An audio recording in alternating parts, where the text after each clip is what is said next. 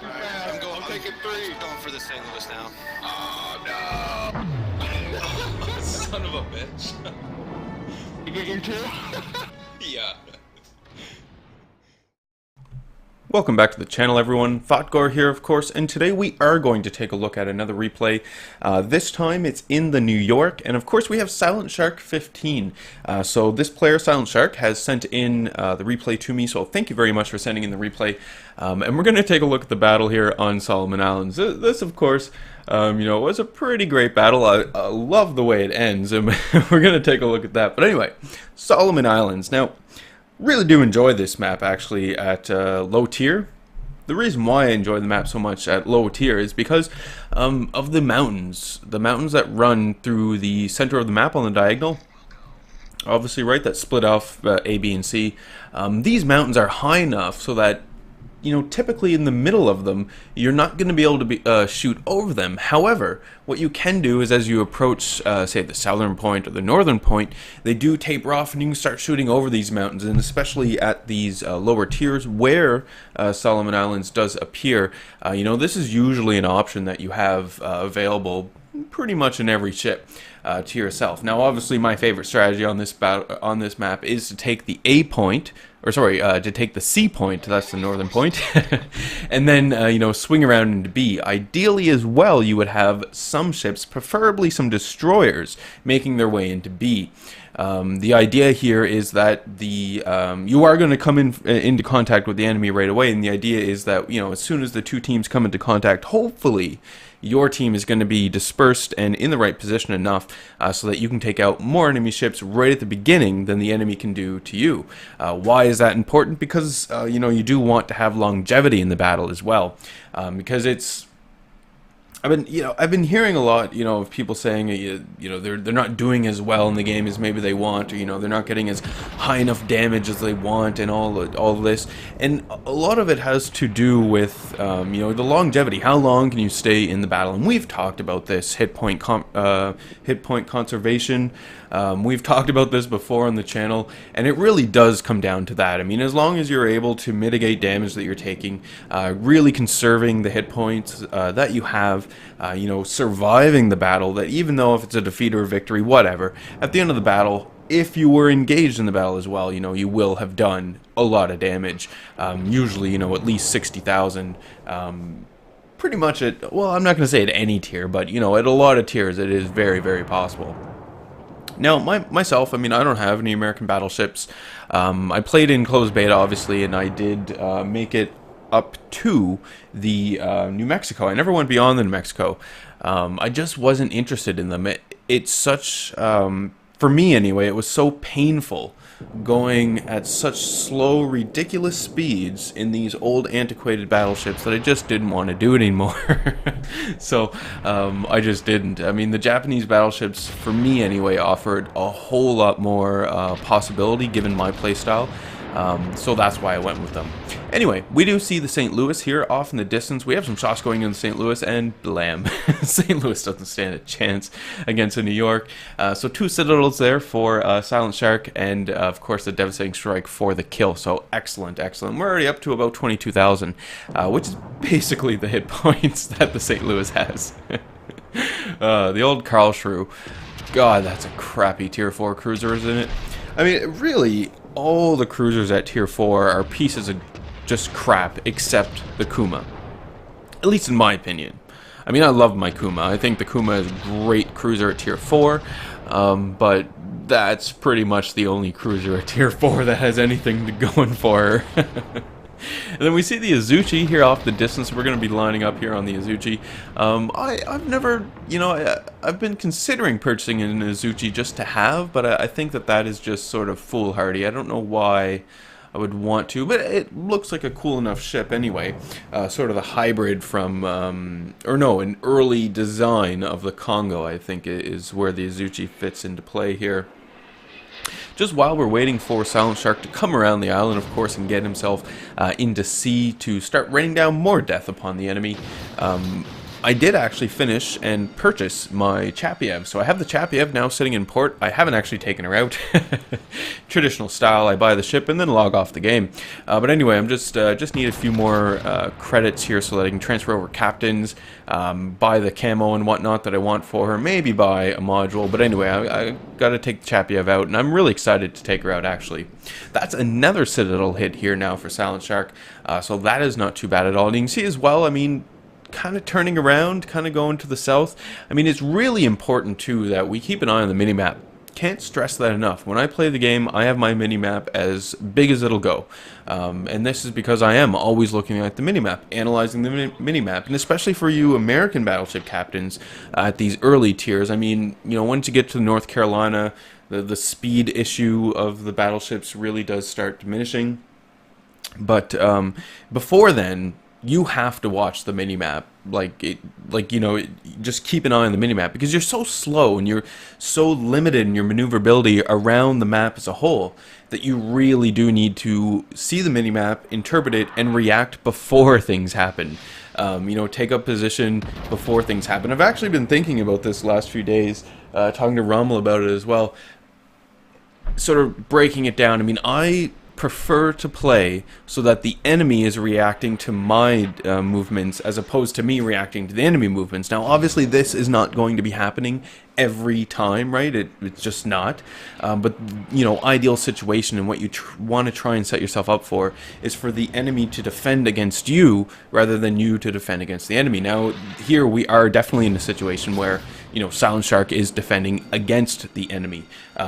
Defense is always, I enjoy playing defense. It's always a good thing to do. It's really critical at certain points that you really, make sure that the defense is strong and that you take out some key ships that are pushing and causing you to play the defense.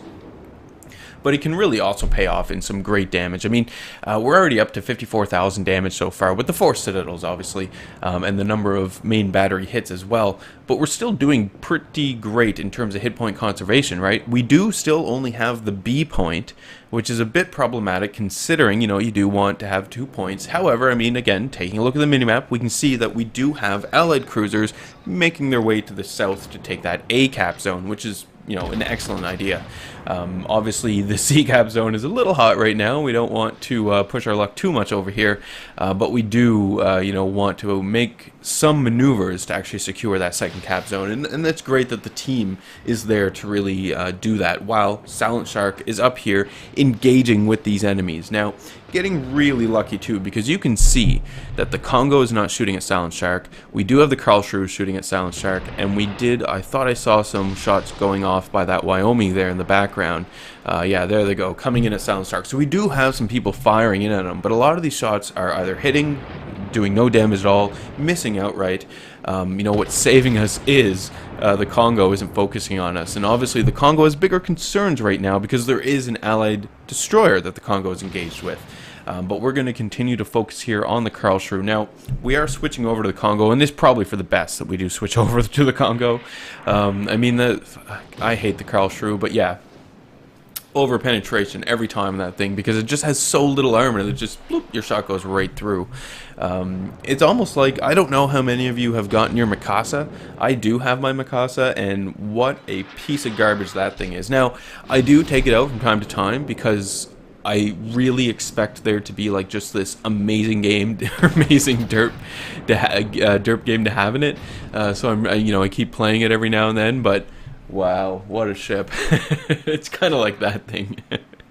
Anyway, we do finally finish off the Karlsruhe. This is fantastic. The Congo's down as well. It looks like our Allied destroyer managed to take care of that Congo, so that is great. Now we have the enemy Wyoming off in the distance, and just one more enemy cruiser, actually 2 more. Well, 1 enemy cruiser and 1 battleship left in A.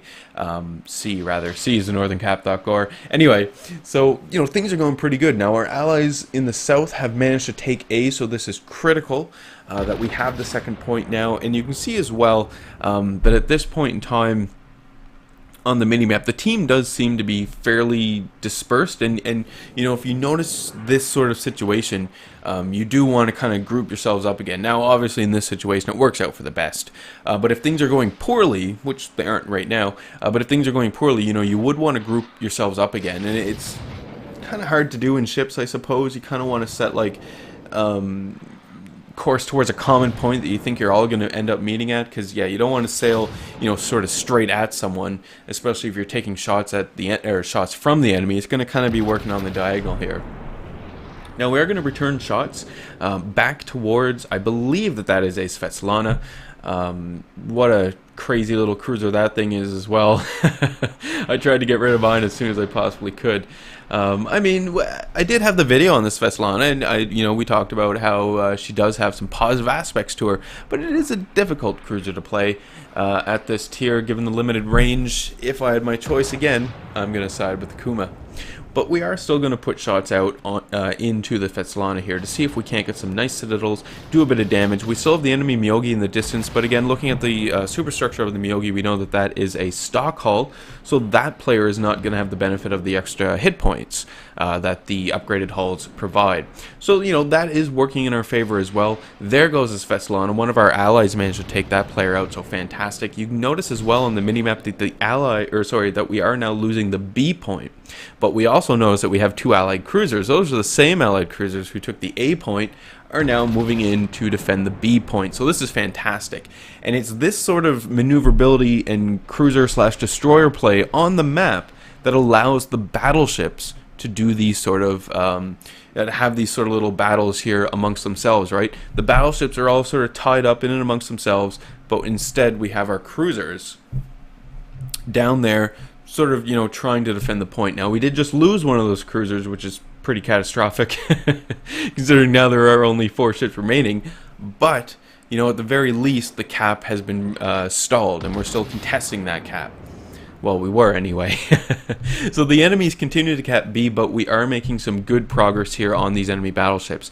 Now you can see the points, right? 510 versus 560 thereabouts. So we are behind in the points as well. So we really do need to start, you know, doing something about this. Now, luckily for us, this Wyoming is almost gone. So once we can finish off the Wyoming, this is going to give us some points, maybe give us parity with the points as well, and give us time to maneuver around and take back a point, or at least start, you know, popping some enemy ships really quickly.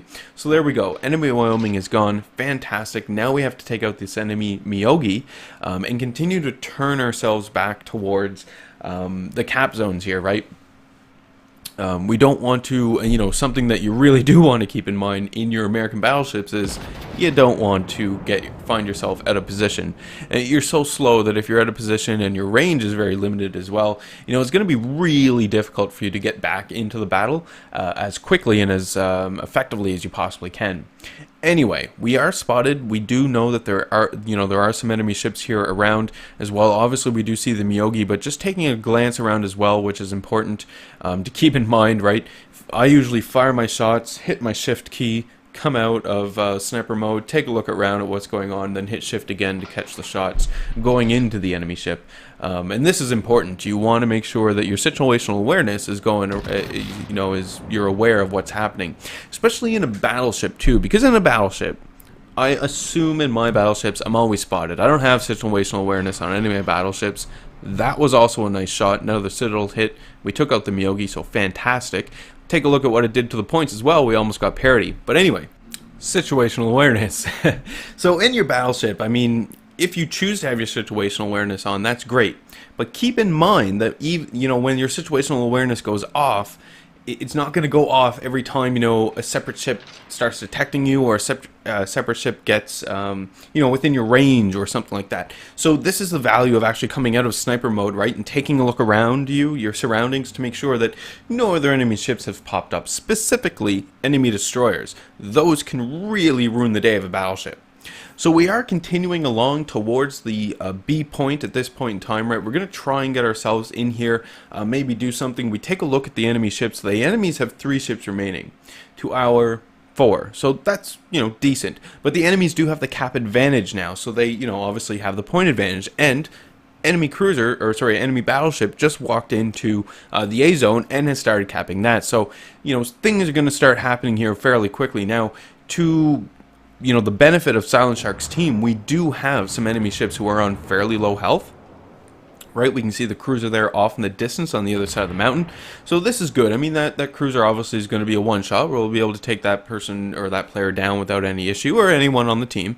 And as well, you know, gain back some points here. Now we did just get the lead in points as well. This is because we managed to take out another enemy ship, so fantastic. 2 enemy ships remaining. One of them is the cruiser that's on really low health. Shots are on the way for that enemy cruiser, so we can see that those are in and the enemy cruiser is down. Fantastic. 1 enemy ship remaining. Excellent. Now the fun part at the end.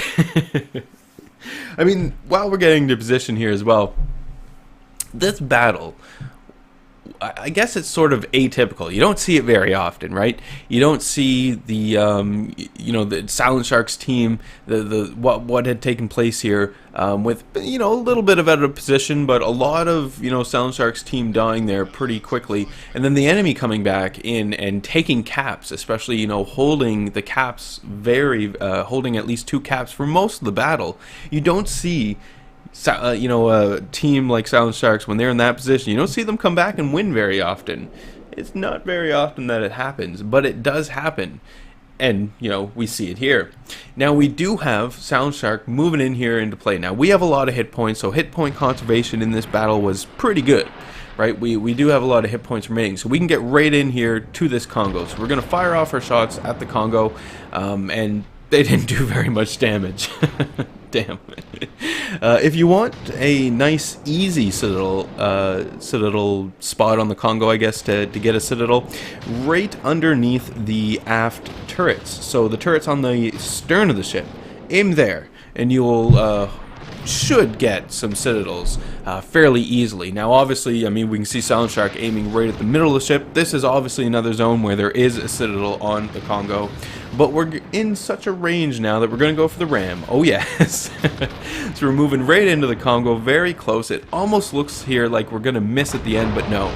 Get the ram. That was a high caliber and a Confederate there, if you didn't catch it as well. And victory is ours. Yes, so taking a look here, we can see 116,000 damage done, not too shabby at all. 204,000 credits, 3,125 experience. We did manage the 4 kills, and we can see top of the team overall here, so not too shabby at all. And it was really, you know, touch and go throughout the battle here as to who was going to win, you know, the final straw. Even though, you know, it was just that Congo remaining, going in for the ram like that was a pretty decent move because your team still has the advantage in ships. We can see the overall results here of what we walk away with. Now, this is a standard account, so without premium, we still get 156,000 credits, and we still get 3,125,000 experience. I don't know why I struggle with that so much, but I do. Anyway. Thanks for sticking around, watching the video through. Remember to leave any comments you have for me. Love reading those, responding back to them. Hit the old like button if you did like today's video. Hit subscribe if you were not a subscriber. And as always, I do hope you enjoy the rest of your day.